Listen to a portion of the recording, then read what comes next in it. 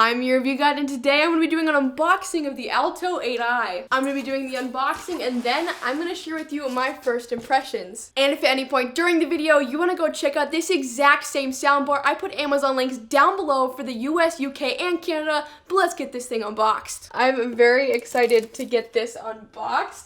The box came in good condition, no problems with the shipping in terms of getting here on time. It actually got here a day early, but I'm very excited because this does have a Dolby Atmos and 2 internal subwoofers in the box. Consumer tech review had to step in. So let's get this thing out of the box. So right off the bat, it comes with all the cables you're going to need to set this thing up, including the power cable and a mounting bracket. Has the optical cables as well as HDMI. There's the manual right there. So power cable, mounting materials, the optical cable, and the HDMI, and the wall mount instructions, as well as the user's guide. I do appreciate the amount of styrofoam that they included.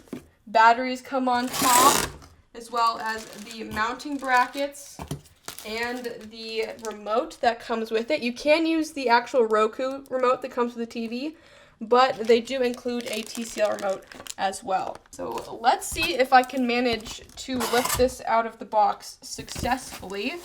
Oh, it's a nice weight. It's a lot heavier than other sound bars. I unboxed the TCL 6 Plus.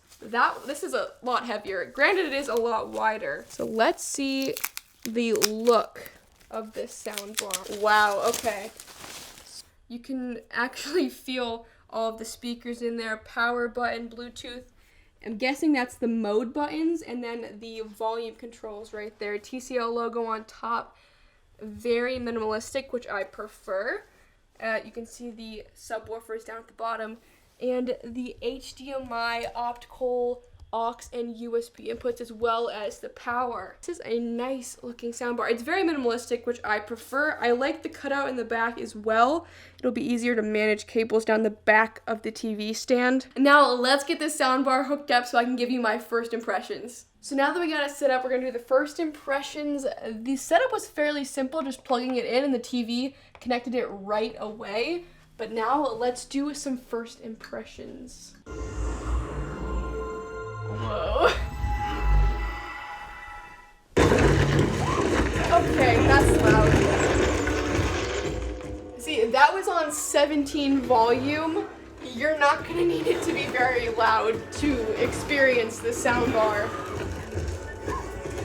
You can hear the actual dinosaurs running past you. This does very good for just a 2.1 system. I mean, it's just a soundbar. It's mimicking the surround sound with the soundbar.